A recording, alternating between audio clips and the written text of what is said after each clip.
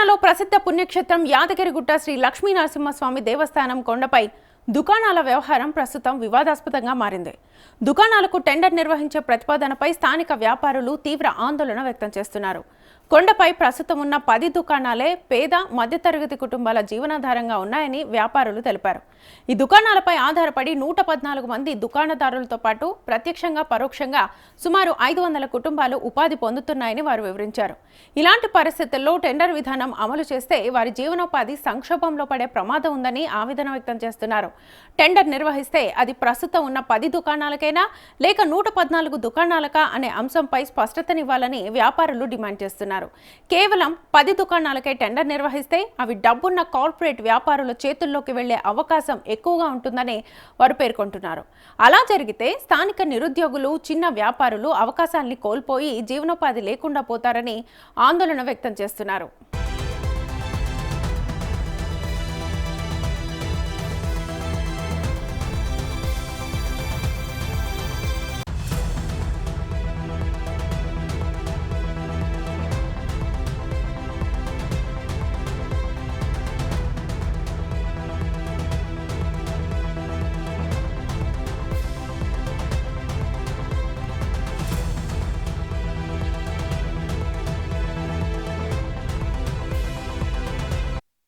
దేవాదాయ శాఖ నిబంధనల ప్రకారం గతంలో ప్రతి సంవత్సరం 30 నుంచి 50% అద్దె పెంపుతో రెన్యువల్ విధానం అమల్లో ఉందని, ఇదే విధానం రాష్ట్రంలోని అనేక దేవాలయాల్లో కొనసాగుతుందని వ్యాపారులు గుర్తు చేస్తున్నారు.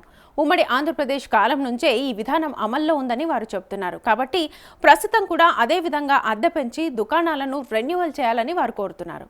గతంలో టెండర్పై కేసీఆర్ మాట్లాడిన మాటలను వారు ఆధారంగా చూపిస్తున్నారు. లోకల్ స్థానిక కొన్ని సరే కొంతమంది వ్యక్తులు కానీ కొన్ని వ్యవస్థలు కానివ్వండి, వీళ్ళకి ఎందుకు ఇవ్వాలి, వీళ్ళకే ఎందుకు ఇవ్వాలి విమర్శలు ఇన్నేళ్ళ నుంచి నడుపుకుంటారు. ఒకటి ఇందులో ఉన్న 10 మంది సర్పంచ్ నడుపుకుంటారు, వాళ్ళే నడుపుకుంటారు, వేరే పేదలు లేరు, వాళ్ళే సర్వీస్ ఇచ్చుకోరు. ఈ రకంగా మా పైన ప్రధాన విమర్శలు. విమర్శలతో పాటు ముఖ్యంగా మర్చిపోతుంది ఏంటంటే, కేవలం 10% మీద 112 మంది మా కుటుంబ సభ్యులతో కలిపి ఒక 400 నుంచి 500 మంది బతుకున్నారు. దీన్ని మేము ఒక పరిశ్రమ చూస్తున్నాం. ఇలా ఏ రకంగా బతుకున్నాం, ఎంత వస్తున్నాయా, ఏం పోతున్నాయా అనేది పక్కన పెడితే, ఎంతసేపు ఈ ఉన్న విమర్శలు చేస్తున్న వాళ్ళు 10 మంది అంటే వాస్తవానికి ఒక 10 మంది కంపెనీ చేసుకున్నాం. అందరూ 100 మంది తిరిగి కాగా 10 మంది కంపెనీ చేసుకున్నాం. వాళ్ళ కోసం మంచి విషయాలు ఎమ్మెల్యే గారు కూడా మీసోటి విలేకరులు కూడా మాట్లాడతారా, లేకపోతే ఇంకోసారి కూడా మీకు కనబడతారు, పెద్ద కనబడతారు. కనబడంతో మాట్లాడినా వాళ్ళు మాత్రమే దుకాణం నడుపుకోలేదు. ఈ రోజు దుకాణం నడకపోతే రేపు ఇల్లు కడతాడు ఎంతో మంది దుకాణాలు, వాళ్ళు ఎవరు కనబడట్లేదు. ఇవాళ ఏదో మీకు వ్యక్తిగతంగా ఉన్న కొన్ని ప్రాబ్లమ్స్ తోటి ఒక వ్యక్తి టార్గెట్ చేసి ఆ వ్యక్తిని మనం నాశనం చేద్దామని చూస్తే దాంతో పాటు 400-500 మంది ఖరాబ్ అవుతుంది. వాళ్ళ జీతాలు ఖరాబ్ చేస్తుంది. ఇప్పుడు దీనికి నేను కొత్త చెప్పాల్సిన అవసరం లేదు, పేరు తీసుకొని చెప్పాల్సిన అవసరం అయితే లేదు. పుట్ట కింద ఎవరు చేస్తున్నారు, వాళ్ళ వెనకాలన్నారు, ఆ టీం ఏంటి, ఆ కథ ఏందని అందరికీ ఎక్కే కొత్త పేరు ఏంటి గాయం చెప్ప కొత్త ముచ్చట ఎత్తాకైతే ఏం లేదా. కాకపోతే ఇంకోటి ఏంటంటే టెండర్లు పెట్టాలి అంటే మంచిదే. టెండర్లు పెడతాం. టెండర్లు పెడితే ఎంతమందికి ఉపాధి లేదు? ఇవాళ 100 నుంచి 112 మంది ఆ దుకాణాలు తప్పుతారు.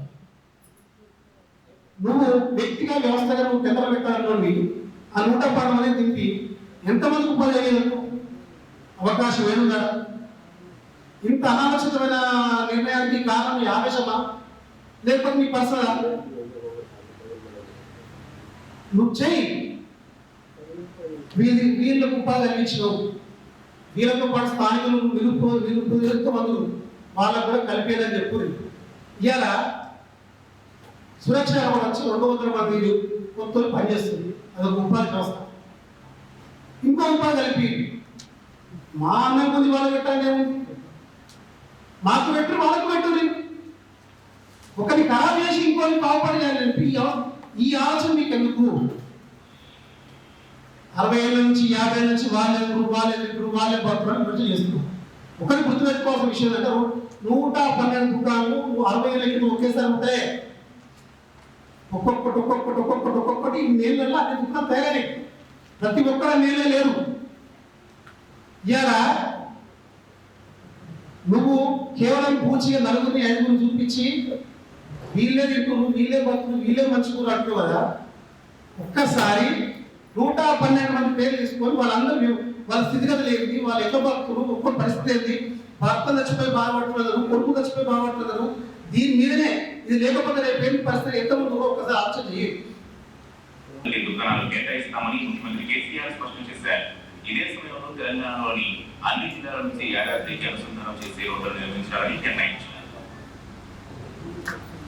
బ్రహ్మోత్సవాల్లో పాల్గొన్న సందర్భంగా యాదగిరిగుట్ట దుకాణదారులకు ఇచ్చిన హామీకి అనుగుణంగా ముఖ్యమంత్రి కేసీఆర్ వారితో సమావేశమై సమస్యలు తెలుసుకున్నారు. యాదాద్రి విస్తరణ పనుల్లో దుకాణాలు కొనుగొంటున్న 24 మంది యజమానులతో హైదరాబాద్ లోని తన అధికారిక నివాసంలో సమావేశమైన కేసీఆర్ వారి సమక్షంలోని మంత్రులు, ప్రజాప్రతినిధులు, అధికారులతో యాదాద్రి అభివృద్ధి విస్తరణ పనులపై సమీక్ష నిర్వహించారు. ప్రస్తుతం యాదగిరిగుట్టలో నడుస్తున్న అభివృద్ధి పనులను అధికారులు వివరించగా రవాణా వ్యవస్థ పటిష్టం, అనువైన నివాస సముదాయాలు, వ్యాపార కేంద్రాల నిర్మాణం, పరిసర ప్రాంతాల సుందరీకరణ చేపట్టనున్నట్టు ముఖ్యమంత్రి చెప్పారు. దేశ విదేశీ ప్రముఖులు పాల్గొనే విధంగా భారీ ఎత్తున సాంస్కృతిక కార్యక్రమాలు నిర్వహించే క్షేత్రంగా తీర్చిదిద్ది ఆధ్యాత్మిక, సాంస్కృతిక, సాహిత్య వ్యాపార కేంద్రంగా యాదగిరిగుట్టను చూడాలన్నది తమ ధ్యేయమని తెలిపారు. రాష్ట్రంలోని 10 జిల్లాల నుంచి నేరుగా చేరుకునే విధంగా విస్తారమైన రహదారుల నిర్మాణం జరగాలని, ఈ ప్రదర్శన కోసం గుట్ట చుట్టూ రహదారులు వెడల్పు చేయాలని చెప్పారు. రహదారుల విస్తరణలో ఇల్లు కోల్పోయే వారికి ప్రత్యామ్నాయం చూపడం సహా ఎక్కువ ఖర్చు కూడా ప్రభుత్వమే భరిస్తుందని చెప్పారు. గుట్ట మీదకు వెళ్లే మార్గం కూడా వర్గంగా ఉండాలని, పాఠశాలల కోసం రహదారుల వెంట ఫుట్పాత్లు నిర్మించాలని సీఎం తెలిపారు. ప్రధాన ఆలయ ముఖ్యభాగం, వీధి బోర్డు, వాస్తు సూత్రాలను కూడా సమీక్షించిన కేసీఆర్ అత్యున్నతమైన దేవాలయ భూములను గుర్తించి స్వాధీనం టెండర్ విధానం అమలు చేస్తే భారీ డిపాజిట్లు, అధిక అద్దెలు చెల్లించాల్సి ఉంటుందని, లక్షల రూపాయల డిపాజిట్లు చెల్లించే స్తోమత పేద మధ్యతరగతి వ్యాపారులకు లేదని వారు తెలిపారు. టెండర్ విధానం ద్వారా ఇతర ప్రాంతాలకు చెందిన ధనవంతులు, కార్పొరేట్ సంస్థలు పాల్గొనే అవకాశం ఉందని, దీనివల్ల స్థానికులకు అన్యాయం జరుగుతుందని తెలిపారు. దుకాణాలను పూర్తిగా రద్దు చేసి టెండర్ నిర్వహిస్తే ప్రస్తుతం ఉన్న 114 మంది దుకాణదారులతో పాటు సుమారు 500 కుటుంబాలు ఉపాధిని కోల్పోయి వీధిన పడే పరిస్థితి ఏర్పడుతుందని వ్యాపారులు ఆందోళన వ్యక్తం చేస్తున్నారు.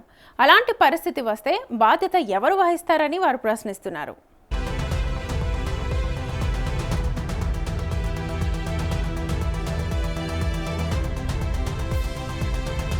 ఇప్పటికే దేవస్థానానికి సంబంధించిన పార్కింగ్, తలనీలాల సేకరణ వంటి కాంట్రాక్టులు బయట వ్యక్తుల చేతుల్లో ఉన్నాయని, కనీసం దుకాణాల విషయంలో అయినా స్థానికులకు ప్రాధాన్యతనివ్వాలని వారు కోరుతున్నారు. స్థానికులకు ఉపాధి కల్పించకుండా అన్ని అవకాశాలు బయట వారికి అప్పగించడం ఎంతవరకు న్యాయమని ప్రశ్నిస్తున్నారు. అనాదిగా కొండపై దుకాణాలను నిర్వహిస్తున్న వారు స్థానికులేనని, వారు క్రమం తప్పకుండా అద్దెలు చెల్లిస్తూ దేవస్థానానికి ఆదాయాన్ని సమకూరుస్తున్నారని వ్యాపారులు తెలిపారు. ప్రతి సంవత్సరం అద్దె పెంపుతో రెన్యువల్ చేసుకుంటూ నిబంధనల్ని పాటిస్తున్నామని చెప్పారు. ఇలాంటి పరిస్థితుల్లో కేవలం దుకాణదారులనే టార్గెట్ చేయడం కక్ష సాధింపు చర్యలుగా భావిస్తున్నామని వారు పేర్కొన్నారు. ఇప్పటికైనా అధికారులు వాస్తవ పరిస్థితులను గుర్తించి కొండపై దుకాణాలపై ఆధారపడి జీవిస్తున్న పేద మధ్యతరగతి కుటుంబాల జీవనోపాధిని కాపాడాలని శ్రీ లక్ష్మీ నరసింహస్వామి వర్తక సంఘం సభ్యులు విజ్ఞప్తి చేస్తున్నారు. ఆ 10 ముంబై దుకాణాలు కూడా ఇప్పటికీ 10 ఏళ్ల నుంచి మేము డిమాండ్ చేసుకుంటూ 110, 13, 14 దుకాణాలకు ఇప్పుడు 10 దుకాణాలు ఇచ్చారు. 10 దుకాణాల మీద 114 కుటుంబాలు పడుతున్నాయి ప్రత్యక్షంగా. పరోక్షంగా ఇంకో 100 కుటుంబాలు అంటే అది చేశాక దాదాపు ఒక 500 మంది జీవనం సాగిస్తారు.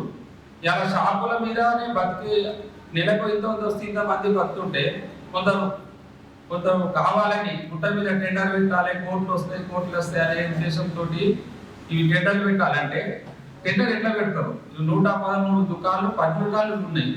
10 దుకాణాలకు టెండర్ పెట్టమంటున్నా, లేకపోతే 114 దుకాణాలకు టెండర్ పెట్టమంటున్నా? మరి టెండర్ పెడితే 114 పెట్టాలి కదా. 114 ఈ 10 దుకాణాలు పెడితే కోర్టులు వస్తాయంటే ప్రతి ఒక్క ఇష్యూను కూడా దేవస్థానం ఆదాయం కోసం చూడవద్దు. ప్రతి ఇన్ని కుటుంబాలు పడుతున్నాయంట మానవతా దృక్పథంతో, మానవతా విలువలతోటి అన్ని సందర్భాలలో ఉంటాయి. కొన్ని అన్నింటినీ టెండర్ తోటి పోల్చి చూడొద్దు.